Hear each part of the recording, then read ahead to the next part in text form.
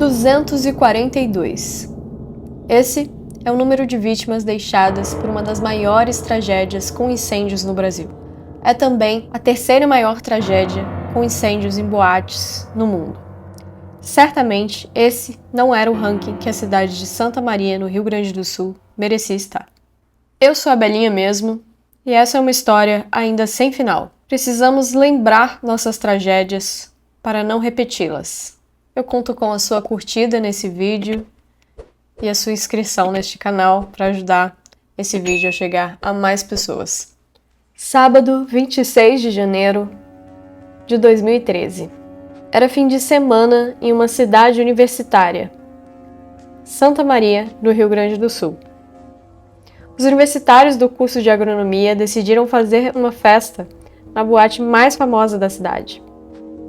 O local escolhido para a festa universitária foi a Boate Kiss. A boate foi inaugurada no dia 31 de julho de 2009 e era um grande sucesso empresarial, com filas que dobravam a esquina da Rua dos Andradas, onde era a entrada da boate. Os proprietários afirmavam que precisavam organizar a entrada devido ao excesso de clientes, que chegava a 1.400 pagantes por noite, embora a capacidade do local não passasse de 691 presentes. Elisandro Spor, conhecido como Kiko, era o sócio principal, atuando mais publicamente como executivo. Frequentemente estava presente nas colunas sociais na mídia da cidade. Havia um outro sócio que não atuava tão publicamente quanto Kiko, mas tinha metade da propriedade da Kiss. Este é Mauro Hoffman, um empresário dono de bares, restaurantes e casas de show, incluindo outra boate na cidade de Santa Maria. Mauro comprou metade da Boate Kiss em 2012. A boate em 2012 já apresentava uma série de problemas, como a prática de impedir a saída de pessoas sem a comanda, funcionários sem treinamento para incêndios e o que mais incomodava a comunidade: perturbação sonora durante todas as noites de festa na casa. Além disso, diversas vezes a boate esteve funcionando de forma irregular, por falta de alvará de funcionamento e alvará de incêndio. Para resolver as reclamações da vizinhança sobre a poluição sonora, foram instaladas placas de revestimento em poliuretano, material altamente inflamável.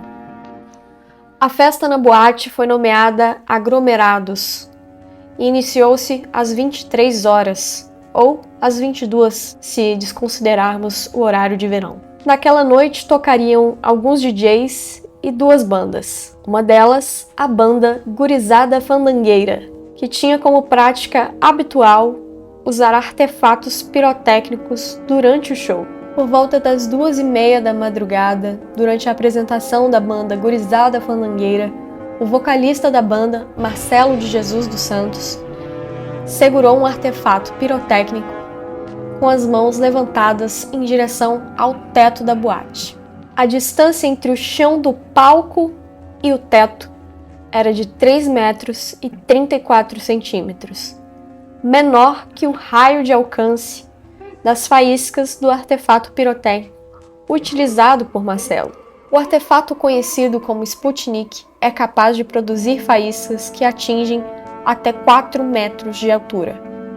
É um artefato feito para ser utilizado em ambiente externo e no chão.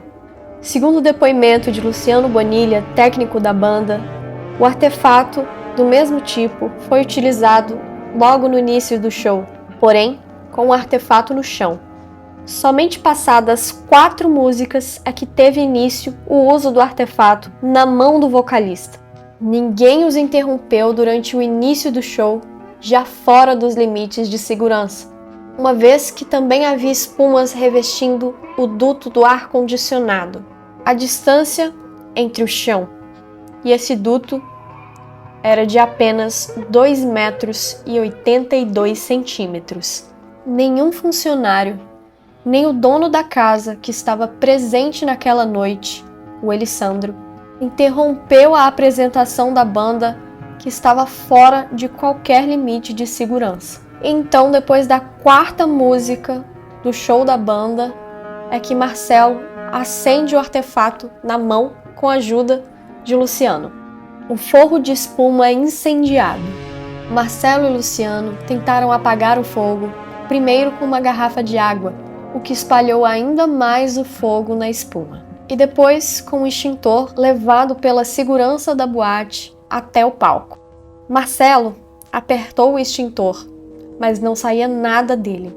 Então Luciano também tentou usar o extintor e não teve sucesso, percebendo que, na verdade, o extintor estava vazio, sem lacre de segurança, e o fogo já havia se espalhado por todo o forro do palco.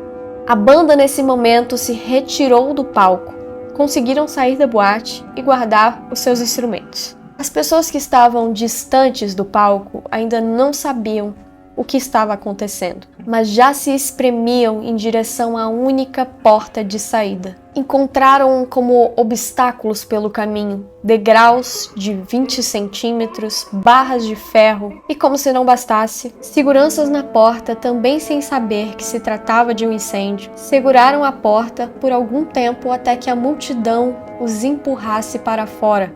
O impedimento da saída de clientes sem a comanda era uma prática comum da boate, uma vez que havia até mesmo um processo contra a boate por esse motivo.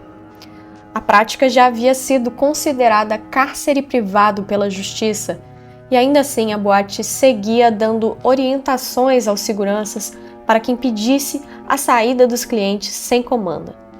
As luzes da boate se apagaram. O som foi desligado. Nenhum alarme tocou. Nenhuma luz no ambiente. No interior da boate, ouviram-se apenas gritos de horror. A única saída para a rua estava tomada de pessoas tentando sair, mas que foram caindo no chão ao desacordar. Os corpos foram se amontoando uns sobre os outros pelo caminho.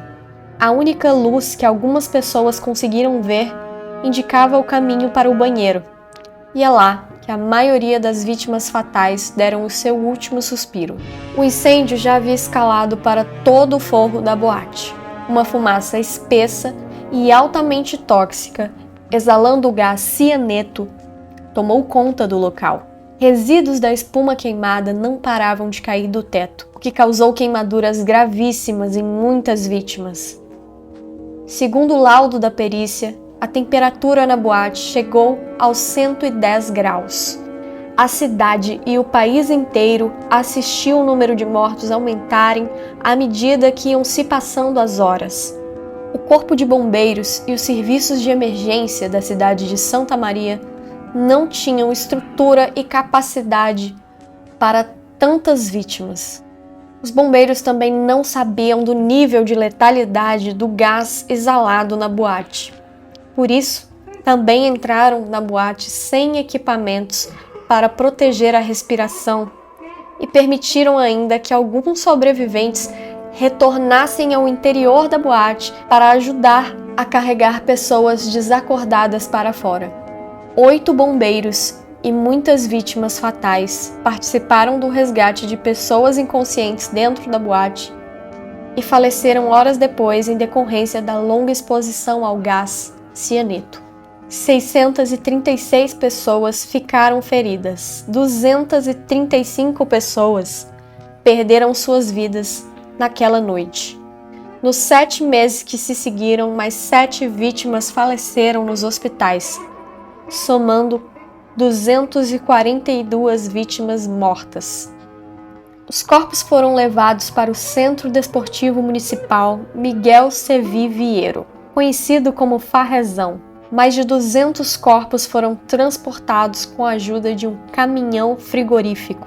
Enquanto isso, os pais procuravam desesperados por seus filhos nos hospitais da cidade e temiam que tivessem que ir ao ginásio. O IML da cidade tinha capacidade para apenas 10 corpos. Por isso, o ginásio foi utilizado inicialmente como um local para reconhecimento dos corpos. Posteriormente, o local também foi utilizado para um velório coletivo, pois não haviam locais suficientes na cidade para velar 235 pessoas no mesmo dia. O governo do Rio Grande do Sul e o governo federal se articularam rapidamente para oferecer os serviços necessários às vítimas sobreviventes e às famílias. A até então presidenta da República, Dilma Rousseff, fez uma visita ao ginásio na manhã de domingo para prestar solidariedade simbólica às famílias das vítimas. Os hospitais da cidade estavam caóticos. Corredores se tornaram UTIs. Logo após descobrirem que o nível de cianeto no sangue das vítimas era muito alto, precisavam aplicar o antídoto com rapidez para salvar vidas. No entanto, havia uma escassez desse antídoto no Brasil. A hidrocobalamina, que é o antídoto usado contra o cianeto, chegou uma semana depois, através de uma intervenção do Palácio do Planalto com os Estados Unidos. Aquele foi o fim da jornada de 242 vítimas que perderam suas vidas. Mas era só o começo de uma longa jornada de luta por memória e justiça. As famílias dos jovens que perderam suas vidas e os sobreviventes desse terrível evento precisaram e ainda precisam relembrar momentos traumáticos diversas vezes para exigir justiça e a responsabilização dos envolvidos, que até hoje seguem sem sentença e soltos. Elisandro, Marcelo, Luciano e Mauro Hoffman foram indiciados por homicídio e chegaram a ficar 4 meses presos em 2013. No entanto, só foram julgados e sentenciados anos depois, em um júri popular que votou pela condenação dos 4 acusados. No mesmo instante em que o juiz leu sua sentença para cada um, recebeu em suas mãos um habeas corpus preventivo concedido ao até então condenado Elisandro. O benefício acabou se estendendo também aos outros 3 réus. Posteriormente, o júri foi anulado por decisão de desembargadores do Tribunal de Justiça do Rio Grande do Sul. O caso agora precisa ser visto no STJ para o cancelamento da nulidade ou um novo julgamento. Esta é a história até aqui. Eu conto com o seu apoio para que tragédias como essa não caiam no esquecimento e não se repitam. Se inscreva no canal e me apoie nessa jornada recuperando memórias da nossa história.